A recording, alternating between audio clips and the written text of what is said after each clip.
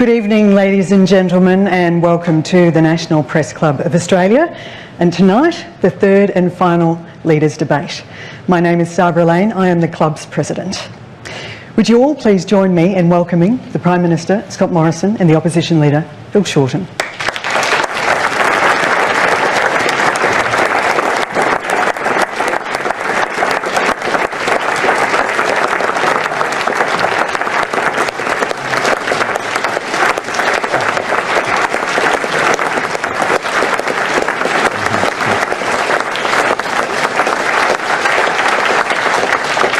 The club hopes that this will be a free-flowing debate tonight. We have some loose rules. The leaders will have 2 minutes to answer questions put to them, and they'll have a chance to rebut. And tonight we're shaking things up a little bit. The leaders will also have the opportunity to ask 2 questions of each other. Now, the audience here at the National Press Club tonight is evenly split between Liberal and Labor Party supporters chosen by the parties. We're hoping they don't get too rowdy tonight. And this is the biggest audience that the leaders will face tonight between now and polling day. So it really is a chance to convince you of why they should be Prime Minister. If you're following the conversation online at home, you can use our Twitter user handle @PressClubAUST and the hashtags MPC and Leaders Debate. Now we're going to begin.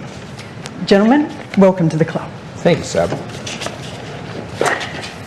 Sometimes, hopefully all the time, leadership is about doing what is right, and sometimes it's not popular. Could you please give me an example of a decision that you've made in your political life that wasn't popular but was right? I'm going to go to you first, Scott Morrison. Well, thank you, Sabra. I've made many of those decisions. It started off when I was Shadow Minister for Immigration and became the Minister for Immigration. Many of the policies we took to that election to secure our borders, to turn boats back where it's safe to do so, were opposed by many people. And they've got to say the turn back policy wasn't popular. But we did it, and we achieved the outcome. We saved thousands of lives. We were able to secure our borders and ensure that ultimately we've got every child out of detention and every child off Nauru. This was a hard decision. As a Social Services Minister, I reformed the retirement incomes. As a Treasurer, we've been bringing the budget back to surplus for many years, and that's required difficult decisions, often disappointing many people on my own side of politics. Took those policies to the last election. But these are the decisions you have to make if you want to have a strong economy and if you want to have strong national security. And over my political life, I've always focused on what I believe is the right thing to do, and I've always pursued that with everything I have. Bill Shorten. Well, thinking through my time in public life, even before I was in politics, when I was a union rep, sometimes you'd have to say to the people you're representing that there was only so much which could be won for them, but no more. Sometimes you'd have to argue in favour of workplace change, which would see people have to change their work practices to maintain the long-term profitability of the organisation. More recently in politics, we've had to confront some issues. I know, for example, that some in my party didn't want to support boat turnbacks. That would have been easy to say to people that we shouldn't change our policy in terms of boat turnbacks and regional processing, but I felt that the experience of defeating the people smugglers proved that Labor needed to change, because I have a view that Labor isn't always right on everything and Liberals aren't always wrong, and of course vice versa. Now, both of you have raised the issue of boat turnbacks. This is also a follow-up question to both of you. What happens to the 950 approximately people still left on Manus Island and Nauru? First to you, Scott Morrison. Well, first of all, I'm pleased that one of the first things I did as Prime Minister was continue the work to ensure we got every child and every family off Nauru. And I commend the former Prime Minister, Mr Turnbull, for the arrangement he put in place with the United States to achieve that, and we followed through on that. But largely, we continued the policy of dealing with people's medical situations and ensuring that we got all those children off Nauru. The policy, though, is what the policy is, and that is that those who have sought to illegally enter Australia, they will not be resettled in Australia. We will seek to pursue the arrangements and fulfil the arrangements with the United States, in particular, which we were able to broker. But the bottom line is, as difficult as this policy is, if you change it, if you weaken it, if you show a lack of resolve, then you invite on this country and the poor souls who would take the risks the worst of all possible outcomes. I can never return to that. But my question is, what happens to the 950 approximately people are there? Are they there forever? They've been recognised as refugees in both of those countries for those who remain there. And see, the Refugee Resettlement Program and indeed the United Nations Treaty, what it does is ensures that people don't return to the country in which they were persecuted, and that will not happen to them. Bill Shorten.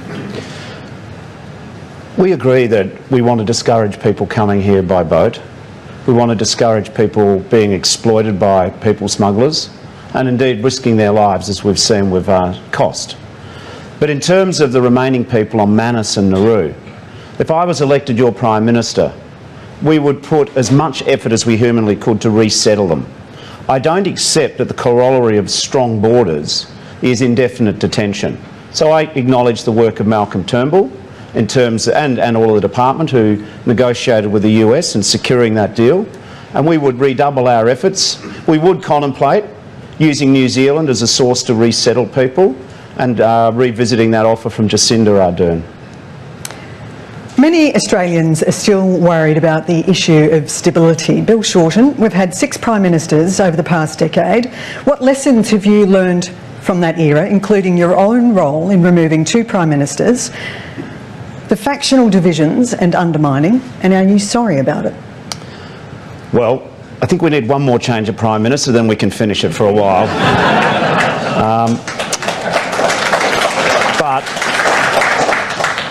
I think that I know the Labor Party's learned, and it's been on both sides, but Labor has the lived experience of the last 6 years. Whatever one says about all of our policies, we've demonstrated that we can be a united force in opposition, and we don't have government to bind us together. So, you know, I started off leading the opposition against Tony Abbott, then it went to Malcolm Turnbull, now it's to Mr Morrison. So we've learned our lesson. We've put in place rules 5 or 6 years ago, but it's more than just the rules. There's no doubt that when you look at a united party, Labor is the better of the 2 mainstream parties. Are you sorry about it? I do regret that we had the instability in our time, absolutely. But what I'm also sorry about is that the Australian people, they're fed up with politics as usual. The idea that they could vote for one Prime Minister and get someone else. So we understand that if we're to re-win the trust, it's not just our stability, it's also putting forward good policies to the Australian people.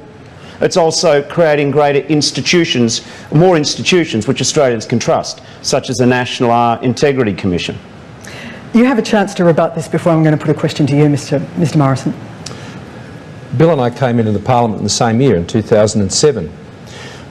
And since that period of time, I think there's been a toxicity in politics which Australians have grown very tired of. This whole era of where Prime Ministers were changed during the course of elections, of course, began with the rolling of Kevin Rudd, and it ended with Malcolm Turnbull's end of his Prime Ministership. And that's where it must end, and that's where it should stop. And the reason I believe that is the reason why I changed the rules after I became Prime Minister. The Labor Party has changed its rules. The Liberal Party has changed its rules. In fact, our rules are the strongest change we've seen since Robert Menzies founded the party. So for the first time since 2004, the Australian people can go to this election and they can be absolutely confident, because of the rules of both parties, that who they elect will be the Prime Minister for the next 3 years, either Bill Shorten or myself, and it's their choice. Party can change the rules again? No, it requires a special majority, even stronger than the majority that it requires to change in the Labor Party. I think that era is over, and I set about changing the rules to make sure it was over. The coalition ditched Tony Abbott and it turned to Malcolm Turnbull. You're now the leader because of Peter Dutton's failed attempt to take the Prime Ministership. What lessons have you learned specifically from this era, and if you win, how will you ensure that your party's Conservative wing doesn't continue the era of disruption? I will lead as I always have, from the middle. As I said to my party after I became Prime Minister, I said to them, you have elected me to lead and I'm asking you to follow. That I wouldn't be running off to one side or the other side. I've always been very clear in my views and my position on things, and to work with everyone from across the party, and that has always been my history, whether when I used to work in the party itself or as I've worked as a minister, a treasurer, a Prime Minister, working right across the spectrum of our party. And so I've said to my party, this is the direction I'm heading in. And I'm asking you to join me, and they have. And today, the Liberal Party has not known the level of purpose and unity under my leadership than we've seen for a very long time. Bill Shorten, you now have a chance to rebut that. Some of the reasons why the Liberal Party's had instability have got nothing to do with rules, they've got to do with climate change. Half of the Liberal Party don't accept that climate change is real, or if they think it's real, they certainly don't think they should do anything about it. So I think some of the fault lines in this current government extend beyond rules. The reality is that if the Liberal Party and the National Party were united, then Malcolm Turnbull would still be Prime Minister, because they'd have a policy on climate change. So I think some of the fault lines in the government are real. Another example would be the increasing move to the extreme right in the pre-selections of Liberal candidates. I mean, we've got the lived experience of some pretty extremist people being picked in the Liberal Party. And then, of course, the third concern I have about so-called ending the chaos in the government is that they've now done coalition, or not coalition, they've done preference agreements with Pauline Hanson. They've got preference agreements with Clive Palmer. I tell you, when you do a deal with Clive Palmer, there's always a bill to pay him at the end. Now we're going to shake things up a bit. This is the first opportunity for the leaders' questions, and we tossed a coin before the broadcast tonight to determine who would go first, and Scott Morrison, you won that. So, well, thank you very much, Sabra. The question I have for Bill, and it's on behalf of more than 800,000 Australians, and I would like to know, and these are self-employed Australians, Australians that when they make their superannuation contributions, self-employed people, these are tradies, these people running home-based businesses, men and women, entrepreneurs, they will not get access to the tax deductions for their superannuation contributions that wage earners get. Labor is changing that policy. What I'd like to know is why Bill Shorten wants to target those individuals, those self-employed Australians, and how much revenue will he be raising from that increase in tax on those Australians? First of all, superannuation will still be preferentially treated. What I mean by that is that if you pay money into superannuation, it is taxed more beneficially than it would be if you take it as income. So this general government scare campaign that somehow superannuation is not going to be available at all is not correct. But we are making some changes, there's no question about that. And in terms of the costings, we'll release our final costings on Friday. Oh, that's a bit of a cop-out. You're not going to give us an example tonight? Well, no, to be fair, we're releasing our full costings on Friday, and whilst you just said it was not to your satisfaction, the reality is that in the 2010 election, when the Liberals ran, they released their costings 2 days before the general election. In the 2013 election, they released it 3 days before.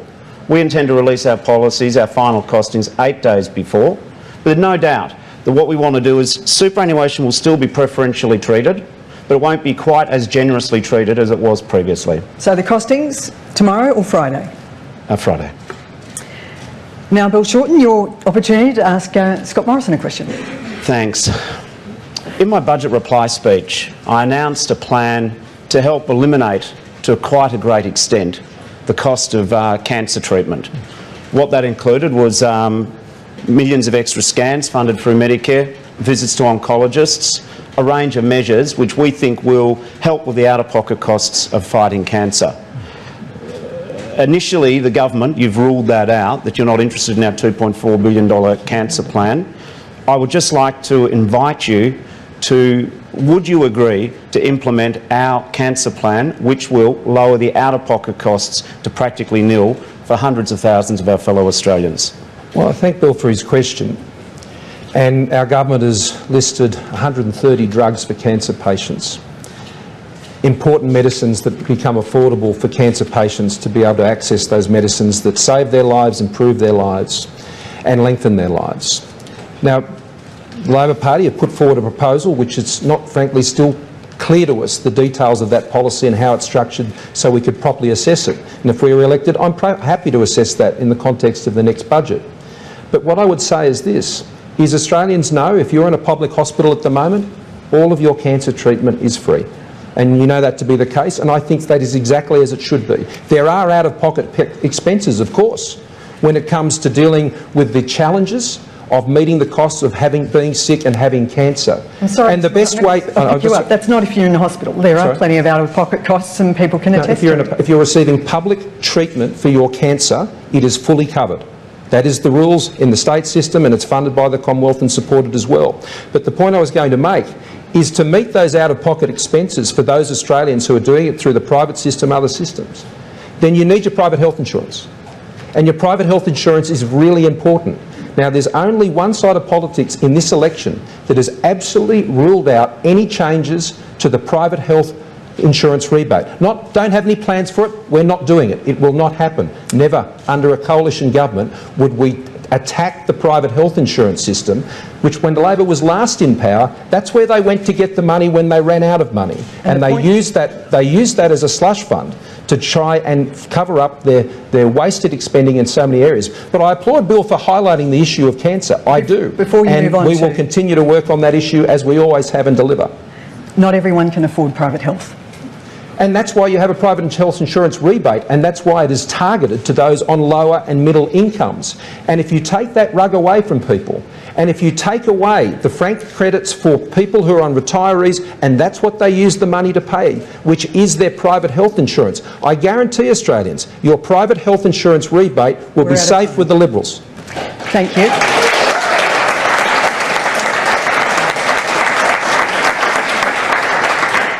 We're moving to another issue of cost of living pressures and the economy. So sorry, but was that a yes or a no on cancer plan? Well, or just a definite maybe? Bill, once you can actually tell us what everything costs and you can tell us what all your policies are, then people can assess them. And I think Australians are still waiting for the answer to that question on all of your policies and all your taxes. And they're still waiting the elections on Saturday week. Our cancer package. It's a very important issue, the out-of-pockets for cancer. Mr Morrison, unfortunately, is out of touch with what's really happening in the day oncology wards around Australia. I can give a couple of real-life examples very briefly. Very briefly. Elaine Smith, Royal Brisbane Hospital. She's had to draw upon her superannuation to pay for her out-of-pockets because she doesn't want to die and leave her family a debt. Sandy and Kim, who I met more recently, it's pancreatic at Nepean Hospital in Western Sydney. She's got level 4, stage 4 pancreatic cancer. I said, is this system free? She said, we're $100,000 it's cost us. Now, it's about priorities and choices. Mr Morrison said about our costings. The reality is that our cancer package, which will help out-of-pockets, help hundreds of thousands of people in the fight of their lives, is $2.3 billion. The cost of the changes to our superannuation treatment, which you asked earlier, will be about $30 billion in savings over 10 years. Mr Morrison, I just have a simple question. How many Medicare benefit items are actually addressed under your policy? How many are changed, and how will you make the specialists and others who are treating pay only the fee that you're saying they should pay and not pay a higher fee and only put their prices up? Because in my experience, Bill, every time you subsidise something, it always pushes the price up. How many items? Well, I welcome your second question. In terms of the Medicare items, there's two specifically that we're proposing to change. In terms of access to scans and in terms of seeing specialists and oncologists, so two. In terms of... They're well over 100. Hang on, yes, but we're improving two which are fundamental. 6 million more scans, 3 million more visits to oncologists. Now, but what about the other 100? Hang on, don't look so disappointed I answered your question. The second point I was going to say, in terms of what was your second part of your question, Scott? I was simply asking how you're going to ensure that the specialists and others don't put their fees up because subsidies lift prices. No, thank you for that. I'll give you what we're going to do is make this item to see the specialists. If you want to claim this item, you have to 100% bulk bill. Now, if you want to go to someone else, they won't be able to offer you the increased bulk bill item, the repayment or the payment from the item at Medicare. So if we believe, and we've spoken to oncologists and specialists, Brian Aller, our candidate Bennelong's been very helpful along with Catherine King in this policy, that you'll have competition, which means that if a specialist wants to be able to offer the full 100% bulk billing, then that'll keep the others honest. All right. So the others will charge more and you'll pay more. Okay. We're on to the next topic. Sorry, gentlemen. Whoever wins, there are no doubts that there are very strong economic challenges ahead. There is a global slowdown happening and a trade war will only exacerbate that. In the event of a sharp downturn, will you allow the budget to slip further into deficit? First to you, Bill Shorten. We won't have to because of the reform decisions which we're presenting to the Australian people at this election. I mean, you're quite right, there are global trade winds. The biggest problem I see globally is expanding global debt. 10 years ago it was 130 trillion US, now it's 230 trillion US. This is an enormous challenge. And so what we need to do is create a surplus which is a national fighting fund to deal with what happens in the future. We are making hard decisions.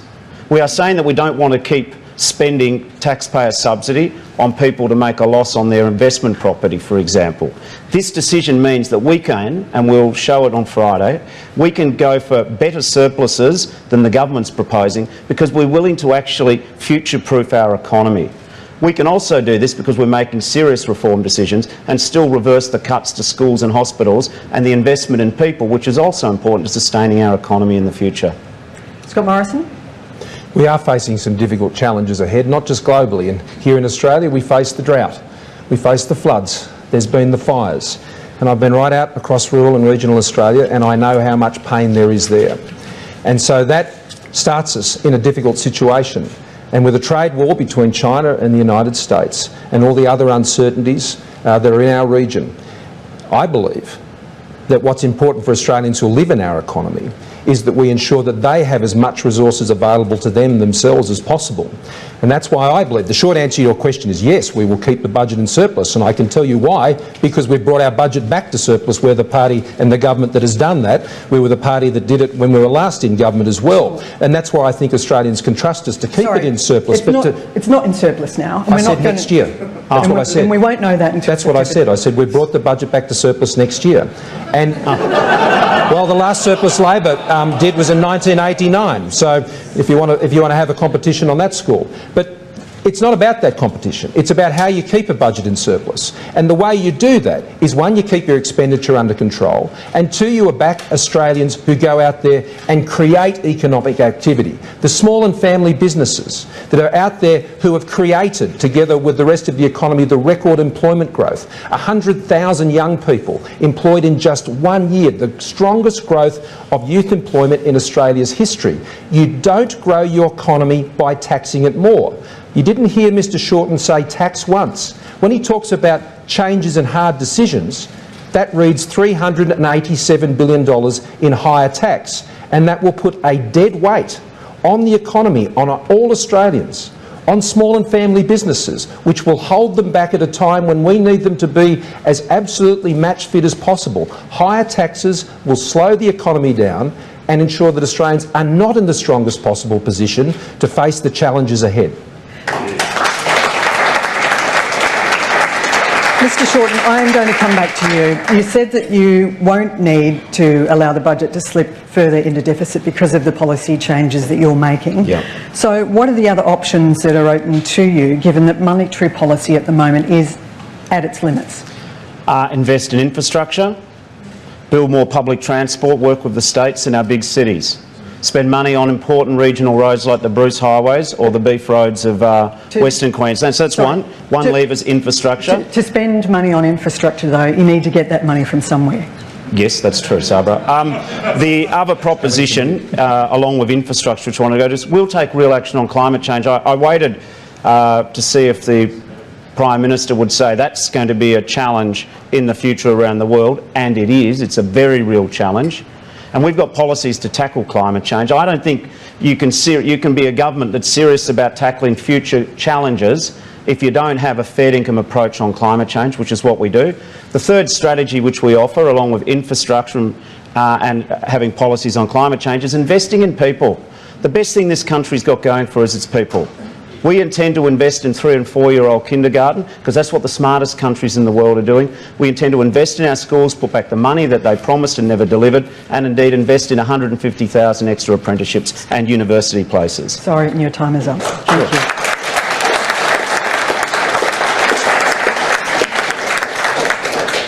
To the Prime Minister, we hear often you talking about Labor's policy on taxing, on credits, on, franking credits, negative gearing changes. In 1993, Paul Keating warned the public in Parliament that if John Hewson won that election, which was contested over the Fight Back GST plan, that Labor would pass this package holus bolus in the Senate and it wouldn't block it whatsoever. Why don't you use the same tactic this time round? Because you're right, it was a tactic. And politics isn't about tactics. Politics is about what you believe. I have it on good authority that the leadership team has considered this. It's not of interest to me for this reason. I think it's a heinous tax on Australians who've worked hard all of their lives, and to be told that they have to pay a higher rate of tax than others do on their dividends based on their marginal rate of tax, I think is wrong. I think to treat retirees as if they're self-funded retirees who put themselves in that situation to say they're no longer independent and they're a recipient of some special largesse from the government is very offensive to them. And all we're simply doing is making sure that they get the same benefit of a franking credit than anyone else does, that they get the full value of that franking credit regardless of what their marginal tax rate is. It's not right that someone on a large income, that Bill and I can own shares in Qantas or the Commonwealth Bank and get the full value of the franking credits that are passed through in the tax system, but someone who's worked hard all of their life and relies on that income, some 1,200 in some cases to well over 10,000 in others, to pay their private health insurance, to pay their bills, to pay their electricity bill, to ensure that they can go and spend time with their kids at Christmas. This is real income that these 1 million Australians are relying on, and Labor is just callously taking it away, and I will never support that. Bill Shorten, you'll have a chance to rebut. Well, Mr Morrison's deliberately calling taking back a subsidy that gets paid to people, and he's pretending it's a tax. It's not. If you get an income tax refund and you haven't paid income tax in that year, it is not a refund. It's a gift. Now, it's not illegal, it's not immoral, it's the law, but it's not sustainable. When John Howard introduced this gift, which can go to people where they can get a tax cheque back even though they haven't paid income tax in that year, it was costing $500 million. Now it's costing $6 billion a year to the budget. Mr Morrison says that it's not fair, that these people are being treated differently. Under our proposals, if you receive a dividend from your superannuation, from your accounts, you will not be taxed on it. But what we won't do is give you a 30% top-up. That is all. Why should millions of Australians go to work, pay their taxes, so that they can pay it to other people who get a tax refund when they haven't paid taxes? There will be no new tax levied on anyone. That is an untruth. But what we can't keep doing is afford to giving a gift to people. Some people under this scheme are getting hundreds of thousands of dollars from the government because they got dividends from their shares, not because it's a tax refund. It is not a tax refund when you send money back to someone when they haven't paid tax. It's a gift. It's not sustainable. $6 billion will soon become $8 billion in the budget. I mean, what schools do you want to cut? What hospitals do you want to cut? And by the way, we're the only country in the world where you can get an income tax refund when you haven't paid income tax. No one else in the world does it, and there's a good reason why they don't. Because it's not a good, sustainable idea.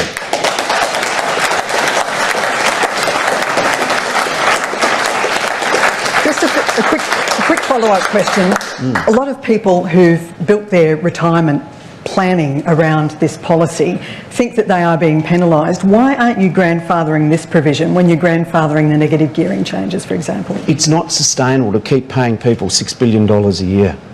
It's not sustainable to keep paying people $6 billion a year in the form of an income tax refund when they're not paying income tax.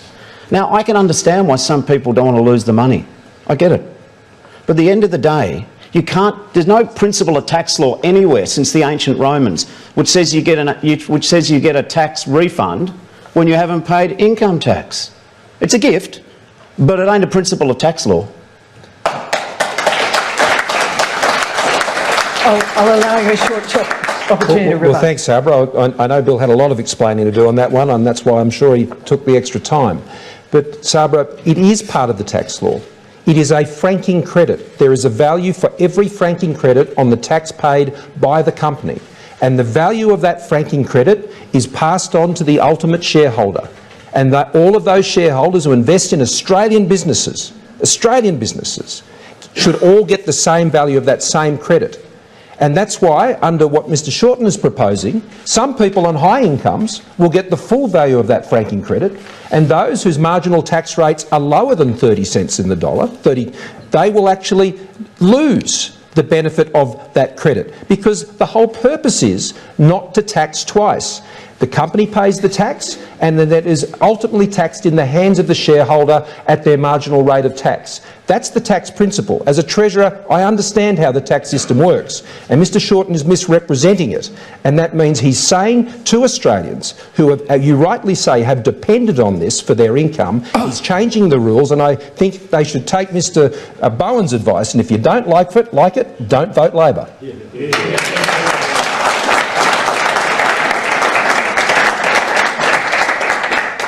Turning to religious freedoms, Wallaby star Israel Folau has been found guilty of a very high breach of the Rugby Australia rules over his social media posts. Should people be allowed to express their fundamental beliefs, or is free speech being threatened in this country? Scott Morrison. Free speech is one of our fundamental freedoms. So is religious freedom. I feel this very strongly. I mentioned it in the first speech, my maiden speech to the Parliament. If you're not free to believe, then what are you free to do in this country? The reason so many Australians who have come from other countries escaping religious persecution in other places. I spoke about the Lebanese Maronite community in the Parliament on this score. They have come here to escape that, and they want to be sure that in the future that their religious freedoms are protected. They want to be sure about it, and that's why we would be pursuing a Religious Discrimination Act, which would provide the same protections to those of sexual, gender and orientation and all the other many appropriate forms of discrimination legislation that we have. Freedom of speech is important, but we have to exercise it responsibly. We have to exercise it, I believe, in a society such as ours with civility and with due care and consideration to others. That is what I seek to do as a public figure, and as public figures we have I think a higher and more special responsibility. In relation to what happens in matters of contract law and employment law, well, we're all subject to those if we enter into those contracts. But I admire people of religious conviction. I admire people who draw strength from their faith. I'm one of those people. I admire people who have no faith. That's their choice. That's the great thing about Australia. You're free to believe. And I want to ensure that Australians can always not only be free to believe, but feel they can be free to believe.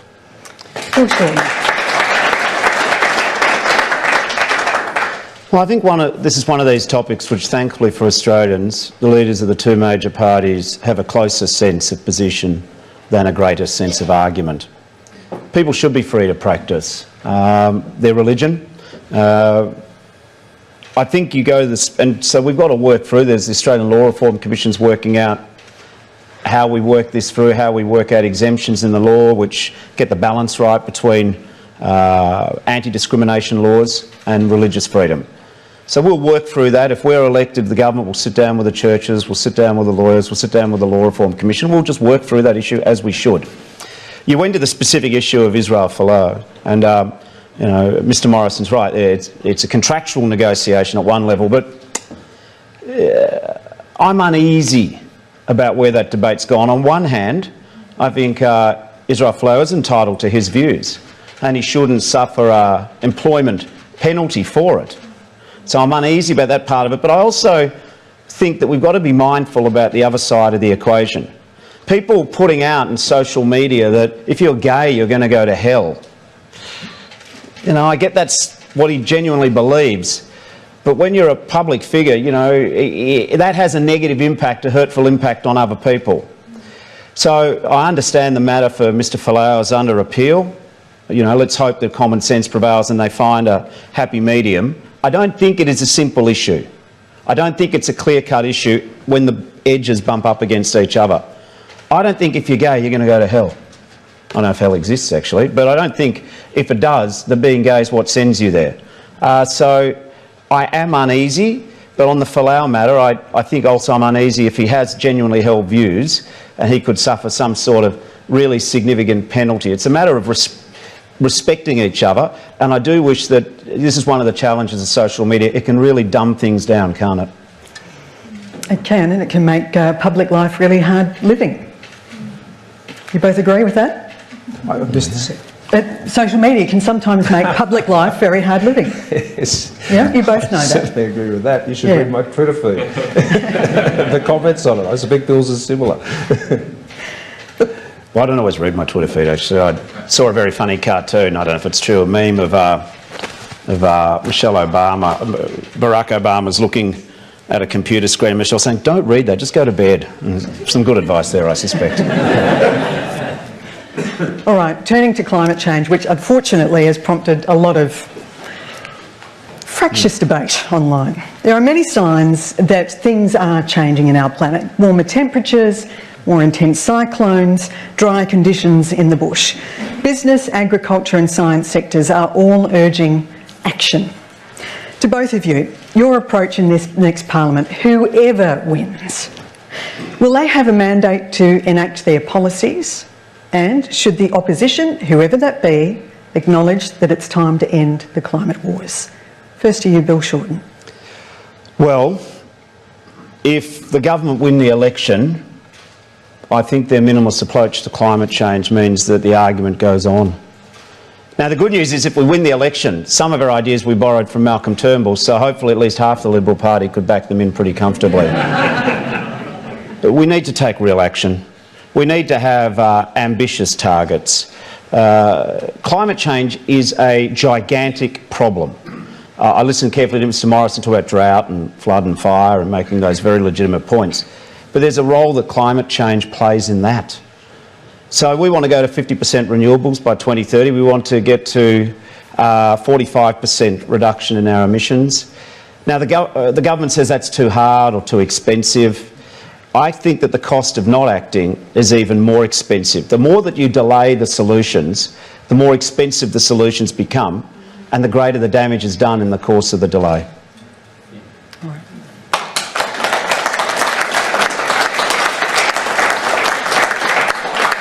Scott Morrison. Thank you, Sabra. It's important we act on climate change. I think that's a matter of consensus between, I think, almost all of the members of Parliament. We believe that. We believe it because I have kids, you have kids, others have kids, and their future environment depends on taking those actions. And you take responsible actions. You take measures that you can implement and that you can achieve, and you recognise, particularly on climate change, that Australia doesn't act alone. Australia doesn't solve climate change by itself. It actually does its bit in concert with other countries. So let me tell you what we have done. We talked about renewables.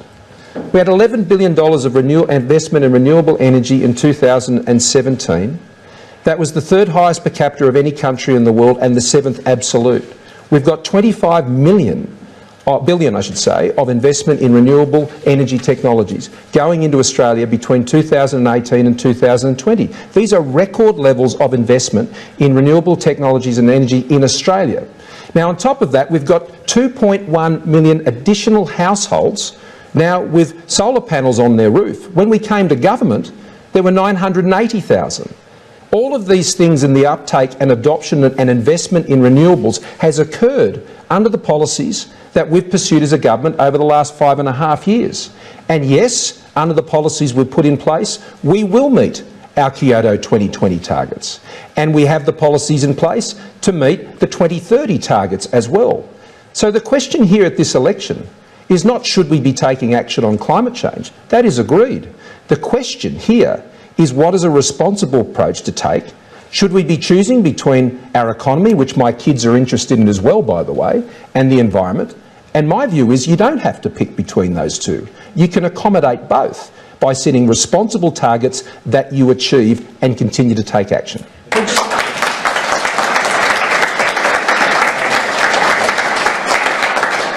You have a chance to rebut, Bill Shorten. I see that you've been busy taking notes. Yeah, well, I was just, if you believe the Prime Minister, we're doing everything that needs to be done and no need to look here any further. Move along, please, to the next issue. But I don't buy that. The reality is that carbon pollution's gone up under this government. When Mr Abbott was elected, it was about 512 megatonnes of carbon pollution. Now it's 541 megatonnes, and it's going up to 563 megatonnes of carbon pollution. So we're going up in pollution. So whatever they're doing, it ain't working. Secondly, when we look at this issue, what has happened is that Australian businesses and Australian households have invested in renewables despite the government. We've had 13 different energy policies. The single greatest driver of energy prices in this country going up and up and up and up, as they have, is a lack of coherent energy policy. That is the biggest single problem. Now, we all know the Liberal Party tears itself apart over climate change. This isn't me saying that. Just ask Malcolm Turnbull. So what we've proposed is serious policies which are more ambitious than the government's. But see, we understand that if we don't take action now, the cost to our kids will be greater. The other thing is there's trillions of dollars of investment around the world. If we don't invest in renewables now, someone else will get the jobs, someone else will get the technology. We should be an energy superpower in Australia. We're the sunniest continent, the windiest continent, but somehow we've got a government who's so far behind the Australian people that is one of the key issues at this election.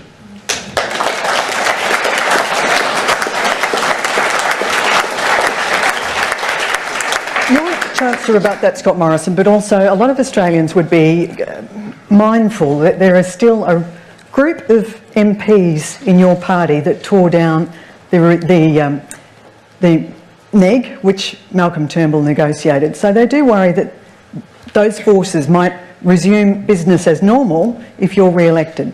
Well, let me deal with some of the points Bill made, and I'll come to that. It's been now well over 3 weeks during the course of this election campaign. It's just about 10 days so that everyone will finally go to the polls. And we still haven't heard what the cost to Australians is, what price Australians will pay in their hip pockets, in their jobs, in economic costs as a result of the policies of a 45% emissions reduction target.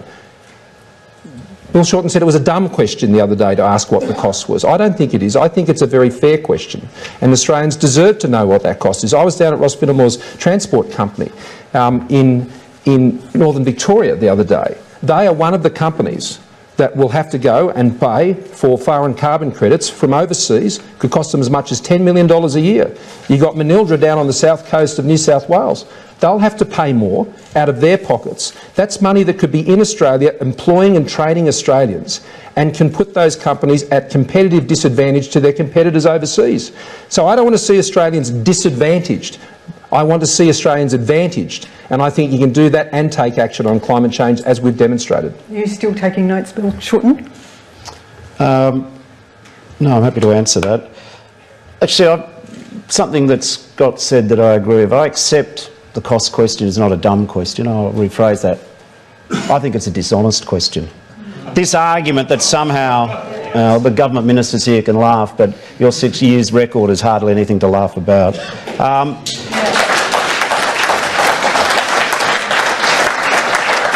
The idea that you only look at the investment in new energy without looking at the consequences of not acting on climate change is a charlatan's argument.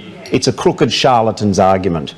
I mean, for example, I could well imagine that when people were proposing that you have clean rivers legislation where you can't just dump chemicals in the river, that would have cost those chemical companies something to change their processes, to have a closed loop, not to pollute the rivers.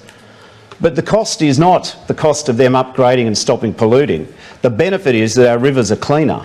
The same with asbestos. There was a cost to stop using asbestos in buildings. But I tell you what the advantage was, it saved lives. So when we look at this debate about cost, it is a dishonest argument when you don't look at the net benefit. And I've seen the lived experience. I've been up at Sun Metals in Townsville. Sure, they had a cost of $200 million to put in their solar farm, but it's what's kept the refinery open now.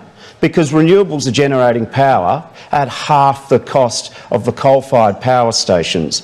So what this government calls a cost, I call an investment. What this government calls a cost, I call the future. What this government calls a cost, I call a transition in our economy to a low-carbon, much more productive economy.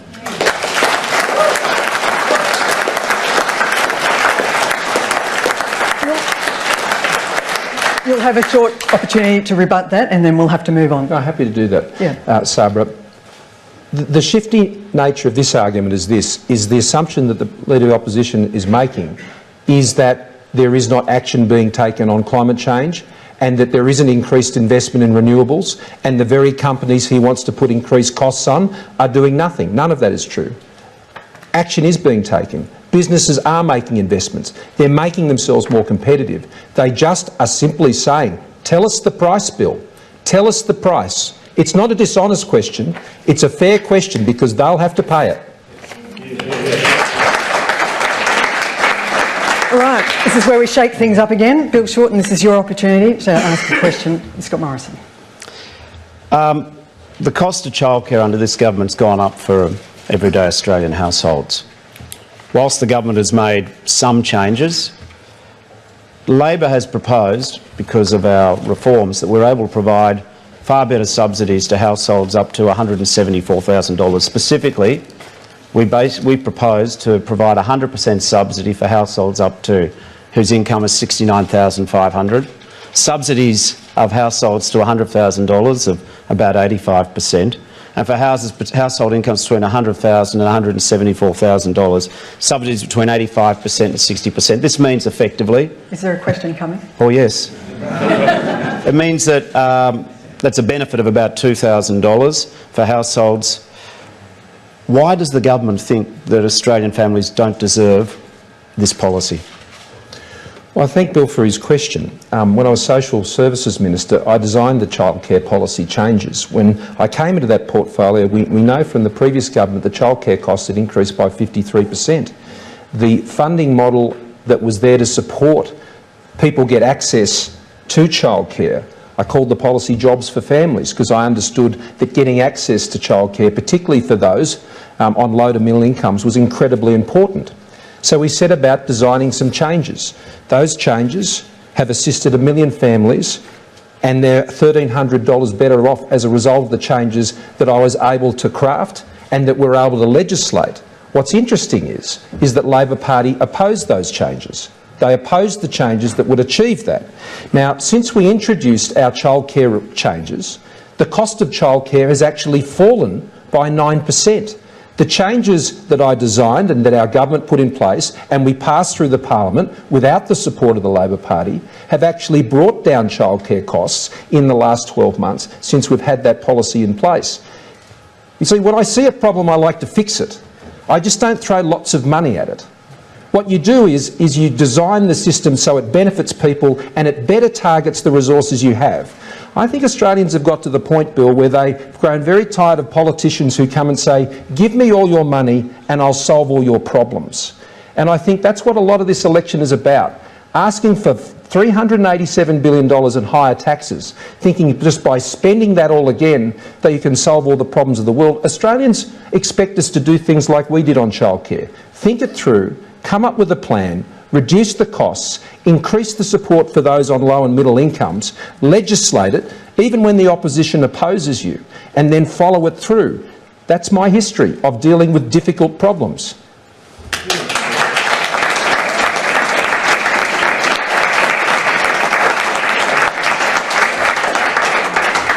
And now, your chance to ask a question of Mr Shorten. Well, thank you, Sabra. My question to Bill is this, and I ask it on behalf of about 5.2 million Australians, 5.4 in fact, households, families who own their own home or are buying it.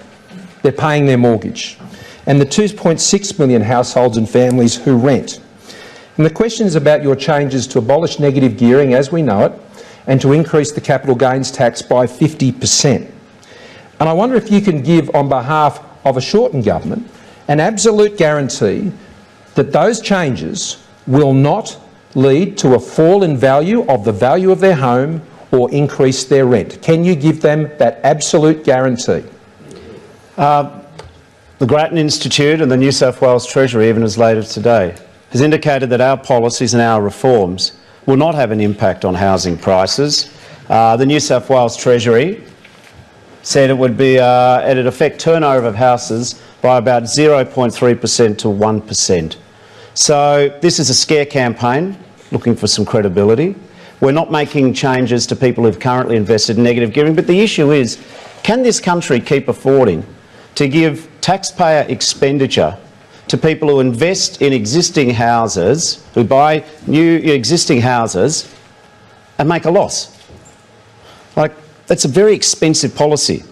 We estimate that we're giving $35 billion over 10 years to a group of people who are able to buy investment properties and then claim the loss and offset it against other income. This is a very expensive policy. And as for falling house prices, the biggest falls in house prices have happened under this government's watch. Yeah. And if you want to talk about renters, look at the reduction in the amount of social housing. Like, this is an out-of-touch government. They don't understand that first home buyers every week save up their money, they go along to the auctions, and for young people in particular who've seen the price of housing massively increase in the last 10 and 20 years, first home buyers in this country, the young, are locked out of the housing market. We want to change that. But this is part of what I think is the problem with the government. They just argue everything's okay. I listened to that childcare number that Mr Morrison said. He said, he said childcare prices have fallen. Really? Go and ask any of 1 million households if you think your childcare's got cheaper under this government. Ask first home buyers if they think that the real estate market is not stacked against them. This is a country who has to make choices. I choose first home buyers over future property investors. I choose working families to provide resources for them rather than giving away taxpayer subsidy to the top end of town in the form of the capital gains tax discount of 50%. So I take it that's a no. That's a no? You heard the answer. So there's no guarantee? You heard, no, you heard the answer. It was a simple question. Will you guarantee that rents won't go up and values won't go down? All right, we know. All right. Okay. You don't like our policy, but that doesn't give you the right to scare Australians or ignore first home buyers. All I know, Bill, is that first home buyers now have reached up to the highest level of the housing market in 9 years. That's what's happened on our watch. Again, we hear from the government, nothing to see here, no problem, move along please. Climate change, childcare affordability, first homers, no problems in Australia. They want 3 more years of the same last 6 years. No, it's just progress we continue to keep making, as usual. Progress we continue will make. Business as usual for the top end of town, and everyone else, well, you just got to look after yourselves. We have to move on, and we're almost at time. When you consider how unstable the world has become and the uncertainty with our trading partners China and our ally the United States, what approach will you take to national security to ensure that Australia's interests are protected? Scott Morrison. Well, this has obviously been a strength of our government ever since we came, and it wasn't just by securing our borders, it was restoring the investment in our national security agencies that have thwarted 15 terrorist attacks here in Australia. It has been about investing again in our defence forces which for investment had fallen to 1.56% of GDP in this country, which was the lowest level since the Second World War. And we will get that back by 2021 to 2%, restoring the investment in the defence of our nation, that our soldiers, our men and women, wherever they serve in our defence forces, get the support and equipment and capability that they need, that we ask them to do that job. I've sat on the National Security Committee now for 5 out of the last 6 years.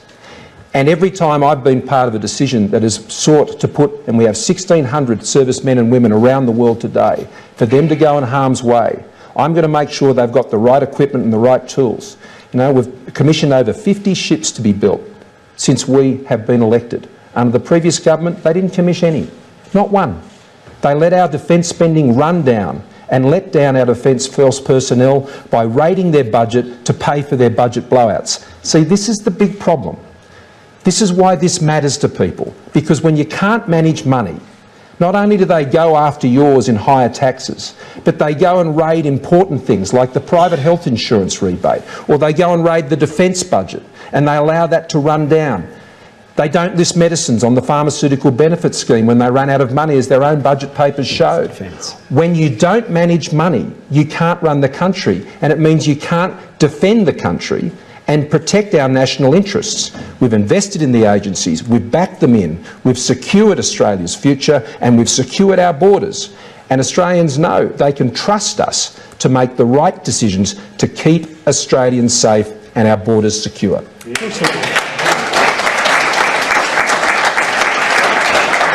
Shorten. Well, the initial part of Mr Morrison's contribution I agreed with. Labor's committed to 2% of our GDP being on defence expenditure. In terms of national security, as opposition leader, I've been very diligent in terms of maintaining high-level communication and briefings with not just defence, but with our security agencies.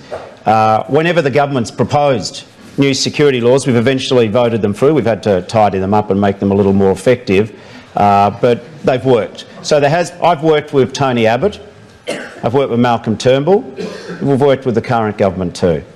But I noticed Mr Morrison, and so, you know, that's true, and we respect the contribution of our ADF. I've made it a part of my feature of my 6 years as opposition leader to engage regularly both overseas and with the Defence Forces here. So we agree on that. Like many Liberals, I've had plenty of my family serve. But having said that, when Mr Morrison repeats untruths such as that they've built all the ships and nothing happened under Labor, I'd heard him say it before, so I just came with a little bit of homework to just set the record straight. On the LHD vessels, they were started under Howard in terms of the plan to have them, and that they were the construction was under Labor. Under the air warfare destroyers, they were initiated in 2001 and construction was in 2010. Under future frigates and the OPVs, the offshore patrol vessels, they were Labor who initiated them. There's no construction started, although the OPVs will start in October or November of this year. This government sent our supply vessels to be built in Spain. The future subs were proposed under Labor, and if it hadn't been for Labor standing up, they'd be being built in Japan. And under this government, if we want to talk about the record of shipbuilding and defence industries, the Newcastle shipyard's now shut. The Williamstown shipyard is now shut. Osborne shipyard has 1,000 less people working there. So this government wraps the flag around itself and says, look at what we've done. The reality is on national security there's a high level of consensus, but this government's record, and they've had 5 defence ministers in 6 years, that's not exactly providing certainty in national security, is it?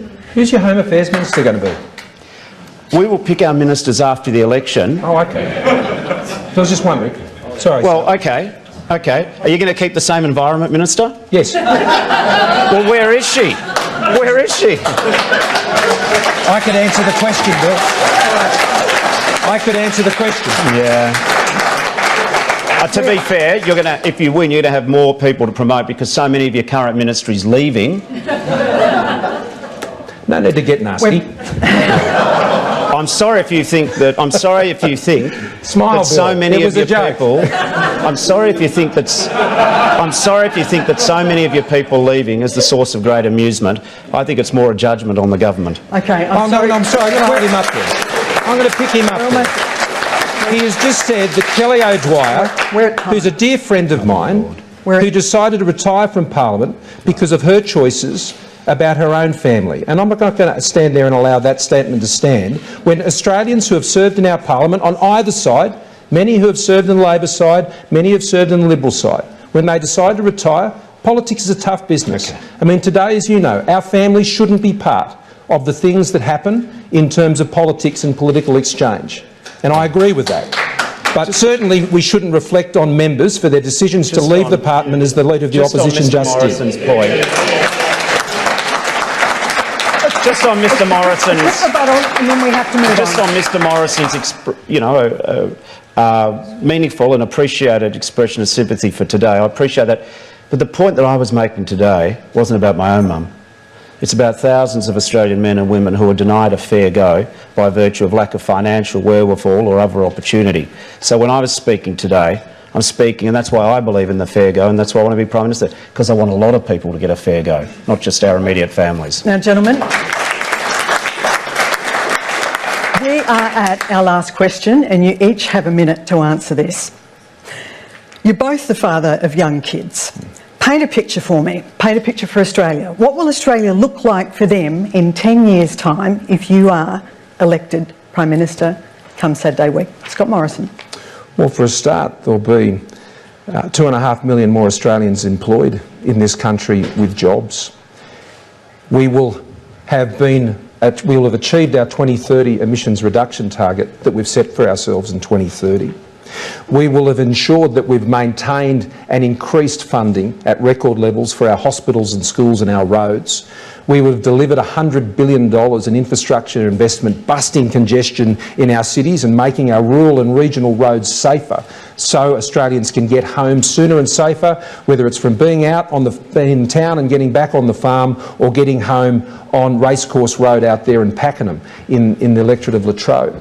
All of these things, the investment in our hospitals, the investment in our schools, youth suicide, it is my goal in this next election, in this next term, to ensure we tackle this with a vigour and a resource and a focus that we've never seen in this country, and to ensure that every single Australian who needs those affordable medicines, like young Luke Emery with cystic fibrosis, gets them every single time by managing our money and keeping our economy strong.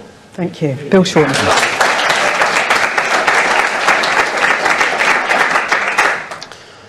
I want my kids to grow up in 2030 and see a more modern Australia. I want them to see a nation which has embraced climate change and action on climate change. I want to see half of our energy coming from renewable energy. I want to see the young women in my family, my daughters, being paid the same as my son. So I want genuine equality for women. I want to see us have an expenditure on science and research in this country, which is currently 2% of our GDP, go to 3%. I want us to be a scientific nation, a research nation. I want to make sure that this is an economy which works in the interest of working and middle class people.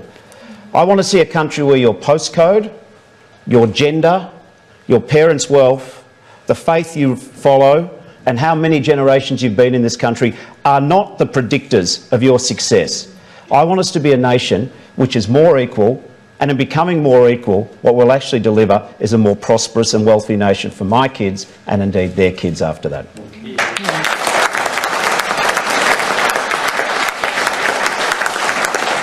I've actually just got one more little question, and it only is a yes or no. Sure. To avoid the controversy about debates next time, would both of you agree to an independent debates commission to be able to establish the rules between when debates are set up and how many of them there are at the next federal campaign? Yes. Yep.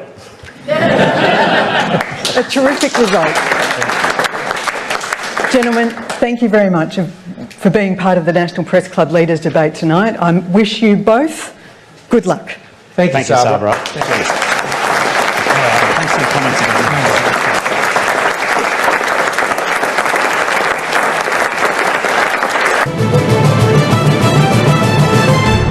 So with a handshake and a cheeky last question from Sabra Lane, we wrap up debate at the National Press Club. Sabra, of course, assuming that both Bill Shorten and Scott Morrison might be going around again at the next election, but trying mightily there to end all future debates, which seem to be a regular fixture on the federal election campaign trail. So a fairly dynamic set of exchanges, free-flowing and picking up on most of the key points of contention in this campaign. And for the next 30 minutes or so on the news channel and on News Radio, we're going to pick over most of those key points. To do it, I'm joined in our Parliament House studio now by our political editor, Andrew Probyn, and by 7:30's chief political correspondent, Laura Tingle. I'm watching on from Melbourne, just to prove you don't have to be located in this infamous bubble to get a perspective on these things. We're getting the insights of RN Drive's Patricia Carvelis and Insiders host Barry Cassidy. Welcome to all of you. Andrew Probyn, why don't we start locally with you and Laura? Very generally, very simply, what did you make of it? Well, first of all, best on ground, Sabra Lane. I think that it was the format was nice, clean, good lines from both leaders, pretty relaxed. It was a really good debate. But this event tonight shows you what this election is all about. It is now more than ever a prosecution of change and a defence of change. The last time that Labor actually succeeded in winning government was 2007. That's when Kevin Rudd was effectively saying, I'm just the same as John Howard, slightly comfier version, bit younger, just the same, no pain. This time around, it's all about Bill Shorten saying, there's going to be change if I win, and consequently, it's mostly today been about the Labor agenda as opposed to the coalition. All right, Laura, your observations? Well, I thought the interesting thing about this debate compared to some of the earlier ones is that it wasn't just on the subjects that are being prosecuted day to day on the campaign trail. For example, these really glaring issues like the world economy is looking weak, we've reached the edge of monetary policy. I don't think we got a very satisfactory answer from either leader about what they would do about that. So I thought there are a few issues like that that were really interesting. The vulnerabilities, I think, remain for the Prime Minister on climate change. This idea that we're already doing enough when he admits himself that emissions are going up is a problem. I thought the only really weak point for Bill Shorten was Scott Morrison's questioning of the Labor childcare policy, where he was saying, well, look, you know, we had to fix it up because it wasn't working, and I think there are questions over that policy area. But once again, I think the interesting area was in those areas. For example, what is going to happen to those people on Nauru and Manus? Things we haven't really heard about in the campaign. So I think that they were interesting to hear how both leaders attacked those areas. All right, we might drill into some of those and actually listen back to some of the responses on nearly all of the ones that Laura has already mentioned. But let's just dip down to Melbourne now, and PK, to you. First blush, your takeout from this debate. Look, I think it was, I echo those comments, but I also thought it was interesting to hear about border security and boat turnbacks at the beginning there. A really good and clever question that Sabra Lane asked in relation to whether they'd had to make any decisions or controversial decisions, essentially, which weren't populist, which weren't popular, but which were important and necessary. And it was interesting that both leaders actually pointed to border security. I thought it was interesting that Bill Shorten chose to go there. Now, Labor hasn't wanted to go into this area very much. This campaign has not been dominated by these themes. Bill Shorten made an active decision to talk about border security and talk about the fact that he's convinced his party, and his party is now convinced, around border security. I thought that was really interesting that he, selected to go there because he wants to mute any concerns around this, to show that Labor has now gone the full way. They accept it. He's said that, the Liberal Party came up with this policy and that Labor accepts that it's a good policy. He made that decision. I also thought, and we can get to it soon, but I think the question around Israel Folau, free speech and religious freedom was also really intriguing, particularly what I thought was a flip. I mean, we saw from Bill Shorten an answer which we probably would have seen from Scott Morrison a year ago, and now Scott Morrison has taken a more conservative line on this in relation to limits on free speech. Really interesting perspectives. All right, well, Barry, I see you nodding there on the Israel Folau question. I'll get your observations, and then we actually do want to revisit the boats issue, since both Laura and PK have mentioned it. But Barry, first of all, your overall takeout? I was interested even before the debate started in the fact that they're allowing the two leaders to ask questions of one another, and I was fascinated to see where they would go with that. 2 questions each. Interesting. 4 questions. Childcare and the cost of the cancer treatment on Bill Shorten's part, franking credits and negative gearing on Scott Morrison's part. Now, what do they all have in common? They're all Labor policies. So when they chose to pick at the vulnerabilities and the strengths and the weaknesses, they chose Labor policies. And I think that pretty much mirrors the election campaign so far, that it's been fought on that basis. And I think Andrew implied that in his opening remarks. And so I think it underlines the fact that Scott Morrison is trying to get re-elected, not so much on the strength of what the coalition government has done, but in the hope that voters will not accept, in the end, Bill Shorten's policies. All right, well, we've been around the grounds briefly with all 4 of our analysts. Let's go now to that exchange on boats. We've already heard some discussion about the contrast between the 2 answers. I actually thought there might have been another one if you read a little more deeply into this. Scott Morrison seemed to be suggesting that apart from the US resettlement process, if you can't be cleared off Manus or Nauru via that, pretty much resigned to being a refugee, recognised by both PNG and Nauru. Slightly different take from Bill Shorten. Here it was. They've been recognised as refugees in both of those countries for those who remain there. And see, the refugee resettlement program, and indeed the United Nations Treaty, what it does is ensures that people don't return to the country in which they were persecuted, and that will not happen to them. I don't accept that the corollary of strong borders is indefinite detention. So I acknowledge the work of Malcolm Turnbull in terms, and all of the department who negotiated with the US in securing that deal. And we would redouble our efforts. We would contemplate using New Zealand as a source to resettle people and revisiting that offer from Jacinda Ardern. Yeah, so Laura Tingle, you heard my introduction to that grab there.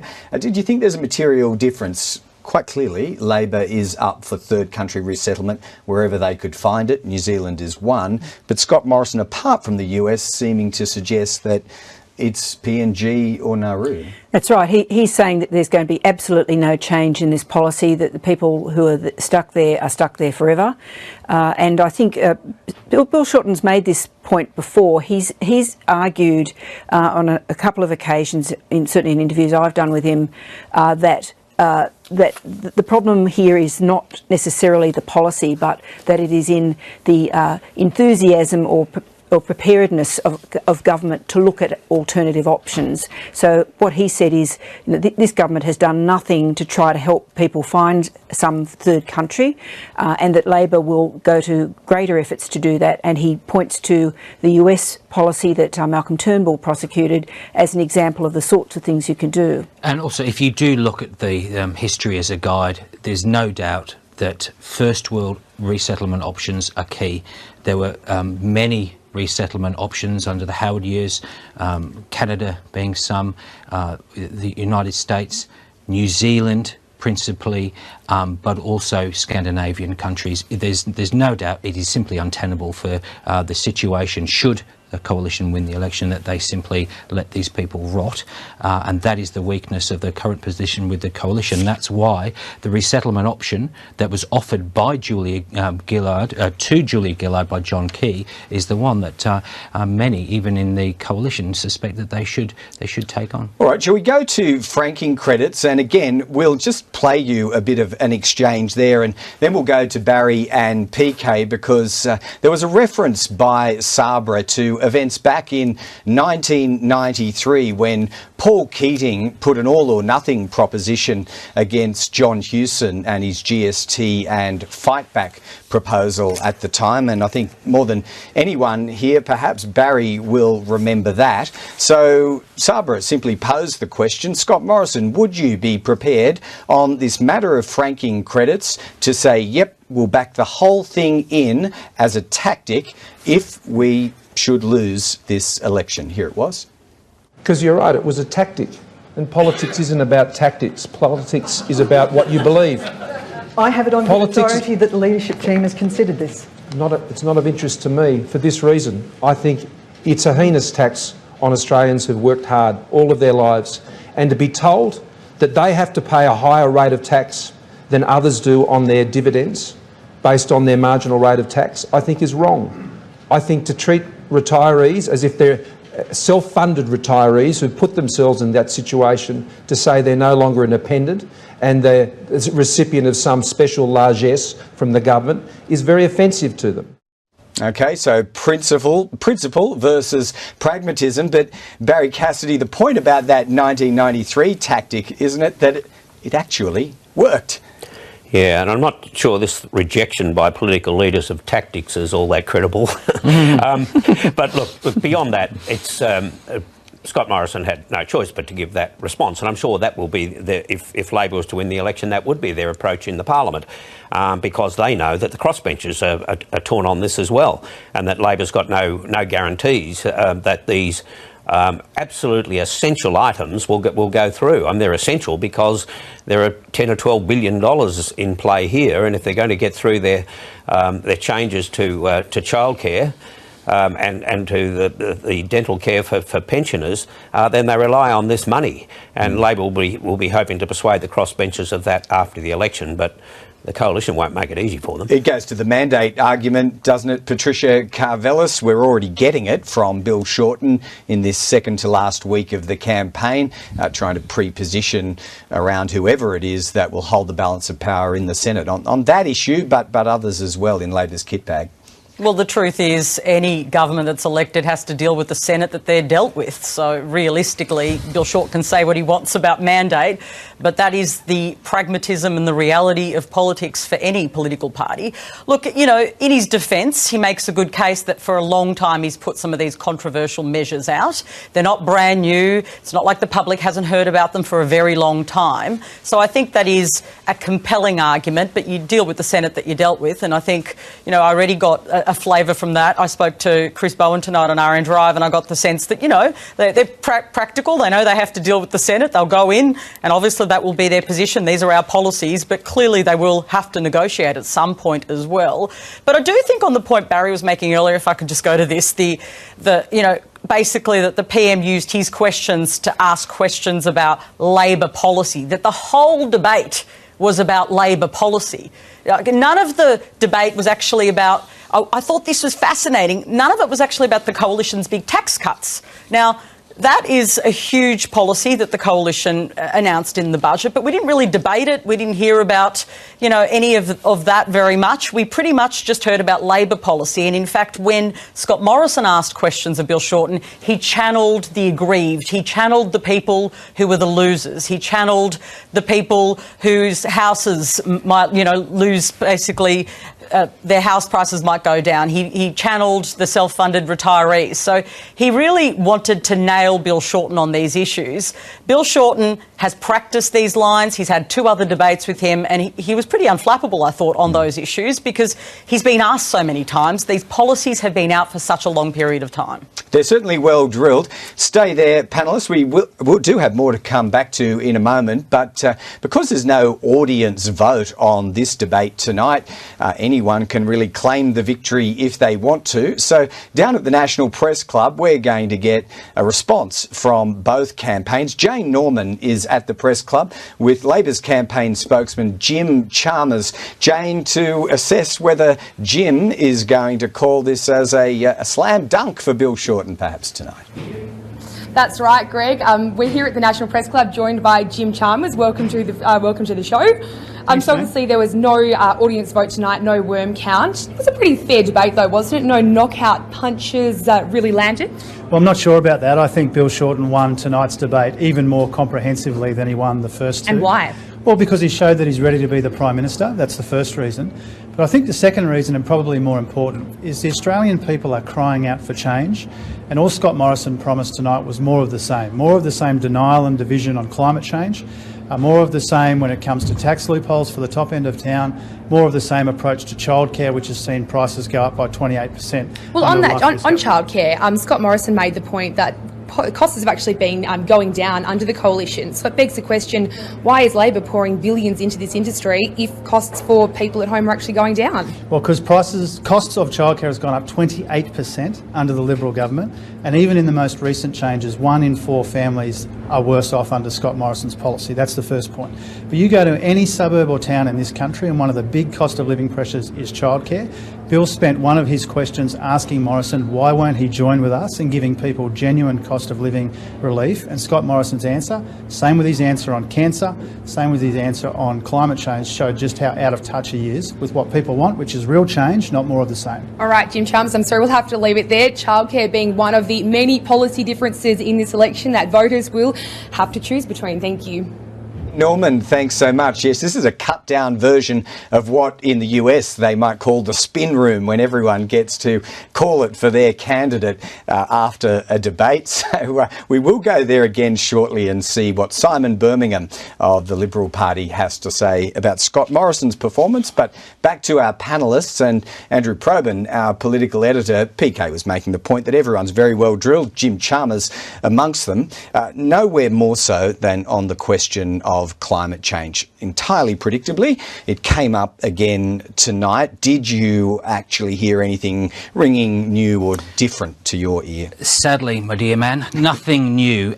This has boiled down to the economic costs as opposed to the budget costs. Now, both sides are saying that the budget cost to dealing with climate change is pretty minimal. the coalition says it's only going to cost $3.5 billion over the next 15 years. We know that because it was page 73 of the budget paper number 2.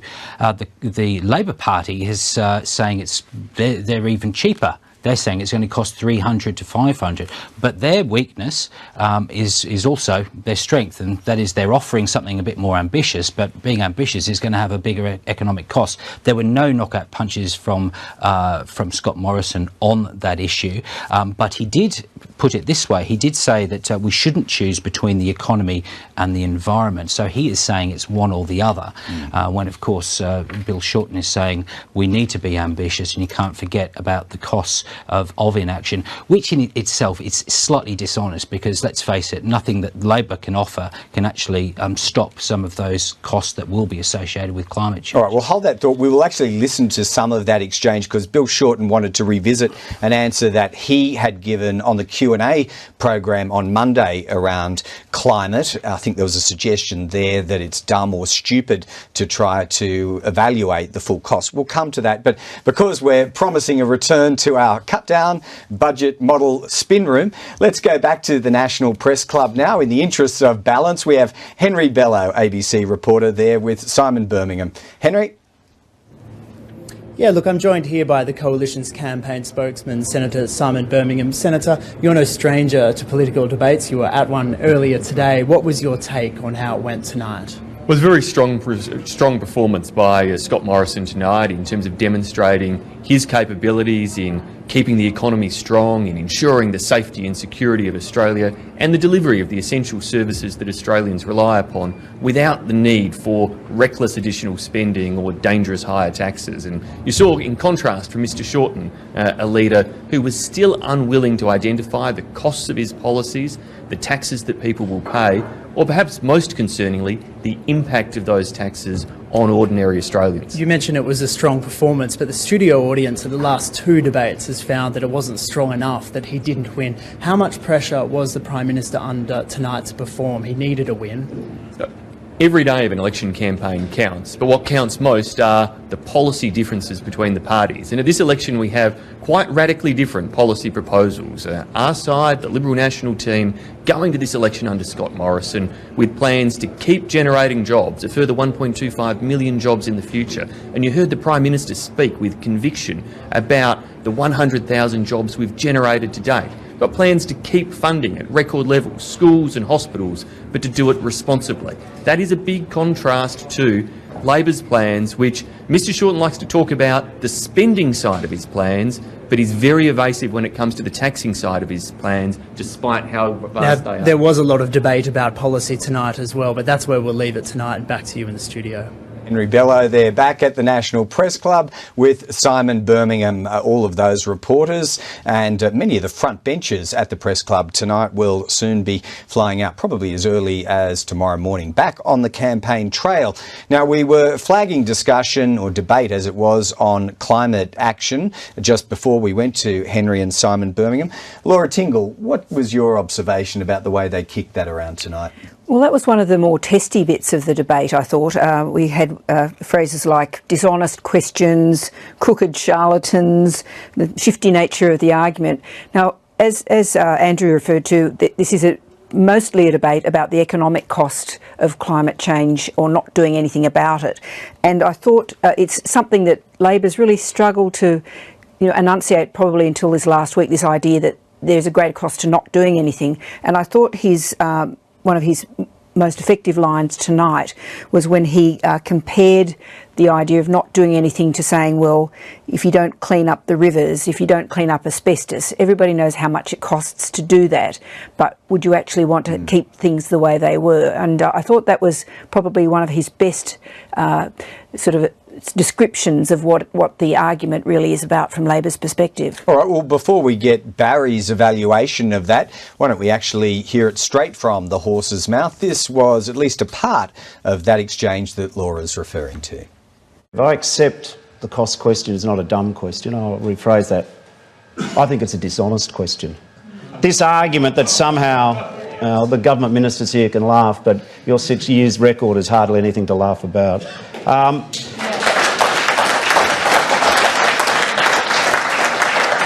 The idea that you only look at the investment in new energy without looking at the consequences of not acting on climate change is a charlatan's argument.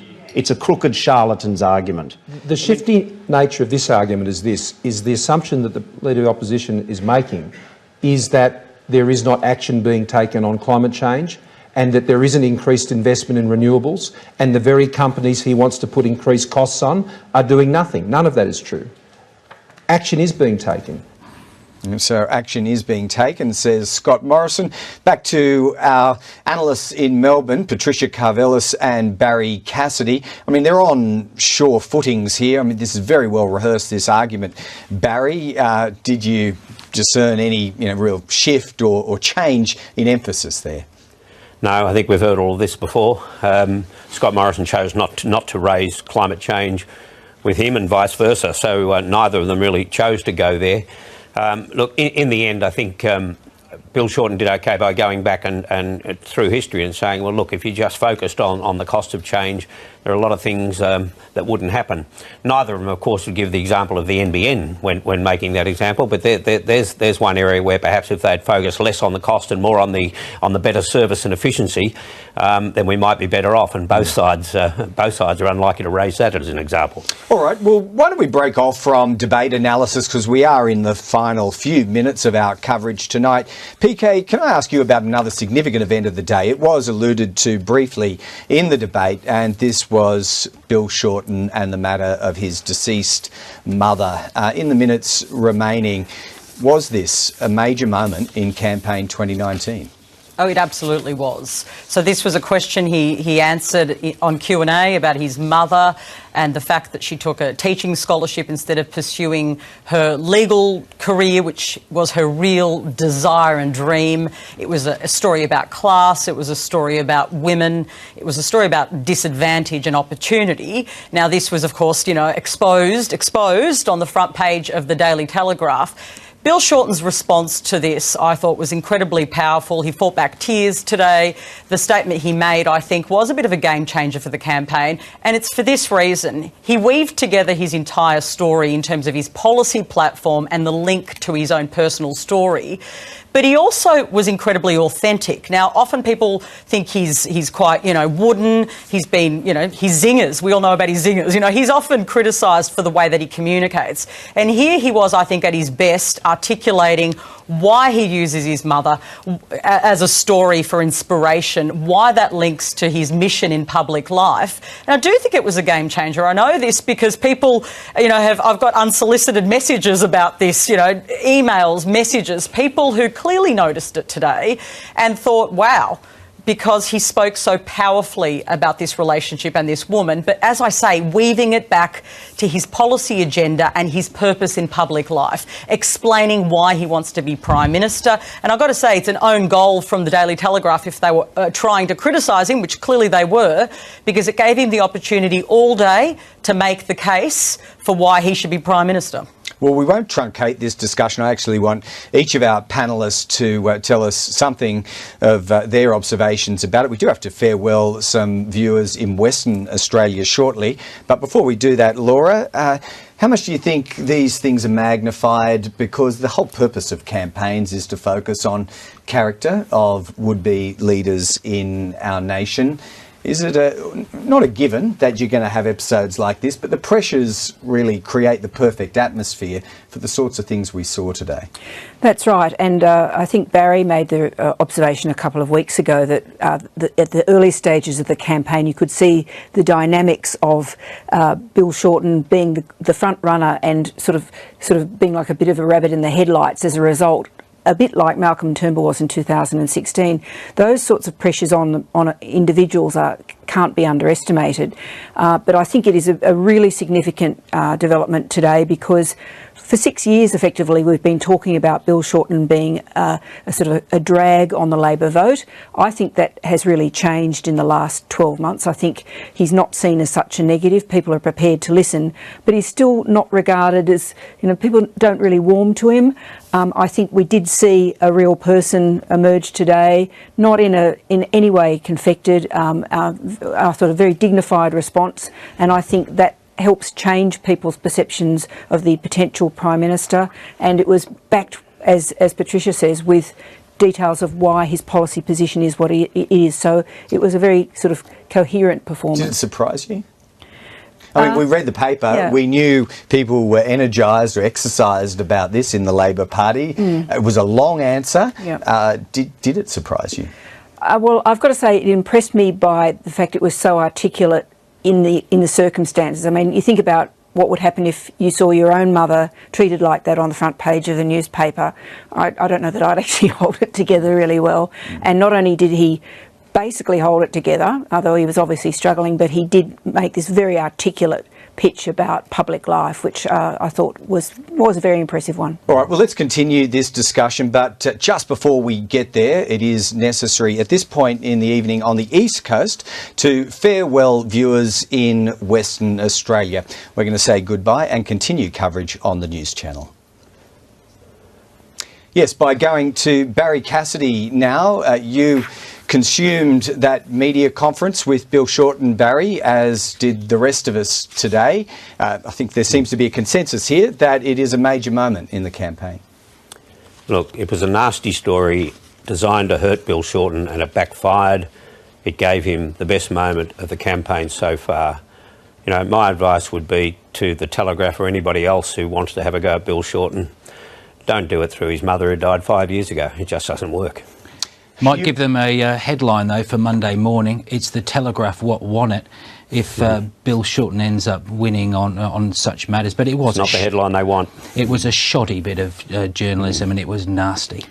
The thing about it, if I can try and get myself in, but I just want to make this point. What it implied, well, what it said, it didn't imply it, it said it, was that he'd, omitted this crucial bit of information that she ended up becoming a lawyer.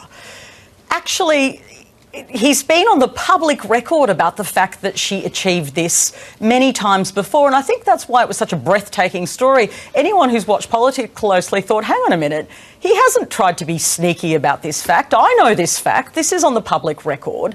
And I suppose even if it was somehow missed, it doesn't actually take away from the story. A woman finally reaching her goal in her 50s is not achieving her desire. I mean, that actually tells the story that he was trying to tell, which is that if someone from a class background that doesn't have the door open to them wants to achieve something, that they would have to delay that choice because of their circumstances, then the point was made regardless. So that's what was so odd about it, because it wasn't sort of hidden or secret. It was on the public record. And there were actually two elements to that, weren't there? Laura Tingle, will bring you back in. It wasn't just that she overcame some early disadvantage and finally got that law degree. It was that age discrimination then kicked in as an accomplished and graduated lawyer, where she doesn't get the briefs that Anne Shorten might have expected if she were younger or, it's argued, male. That's right. And just sort of emphasising the point, a lot of us would have said about Bill Shorten and his mum, oh, he's going to talk about his mum again. It's completely been on the public record what her story was.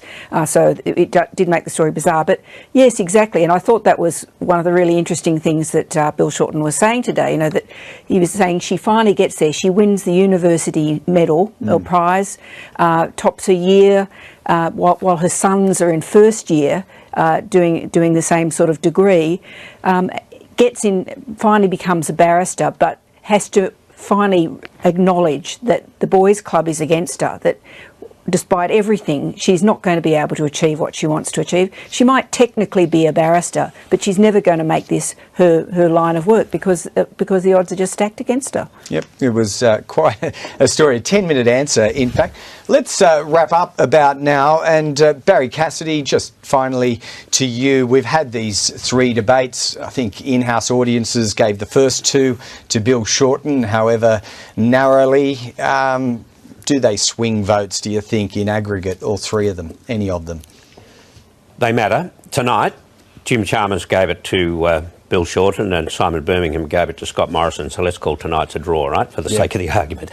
The first debate, the audience gave it easily to Bill Shorten, the second one narrowly to Bill Shorten. So that's 2 wins and a draw. Now, the narrative that the government has, a very strong narrative, is that, Scott Morrison is saying it all the time. You vote for Scott Morrison, you get me, you vote for Bill Shorten, and you get Bill Shorten, as if we're expected to accept that he has superiority over Bill Shorten. But what happens with these debates is that the opposition leader gets equal status, and they don't get that very often through the political cycle. So it's the opposition leader who has the most to gain, and I think if he's come out of it with 2 wins and a draw, then I think that's helped him. It's helped his credibility, but it's also helped to deal with that narrative that the government is running on. Yep, PK, I think the next and perhaps last remaining major set piece is happening down in the city in which you and Barry are located this evening, and that will be Scott Morrison's official campaign launch this weekend. Now, I think he says that it won't have any, quote, hoopla about it, but what does Scott Morrison need to try and achieve with the remaining 9-10 days? Well, look, the thing about this Liberal launch is, as Scott Morrison has said, it's going to be the entire opposite of the Labor Party launch. So there'll be no ex-Prime Ministers, as far as I can see there, because of the awkwardness around it. I mean, Labor's had the benefit of a couple of years to, deal with all of the recriminations and the difficulties between all of its leaders. So they won't be there. Now, that's pretty untraditional. In fact, I've been told, basically it'll be pretty much a Victorian event. Now, of course, that matters because it's in Victoria that they're struggling so much. And I hear it's pretty difficult for them still in Victoria. This idea that they're coming back is not the mail I'm getting. I think it's very difficult for them in Victoria. But to your question, what does Scott Morrison need to do to seal the deal? Well, what he has to do is give people a reason to vote for him, not just not vote for Bill Shorten. So far this is why you shouldn't vote for Bill Shorten, because he's scary and his agenda is radical and it's scary. That's been the attack line. He now has to give people a reason to vote for him and to vote for his party.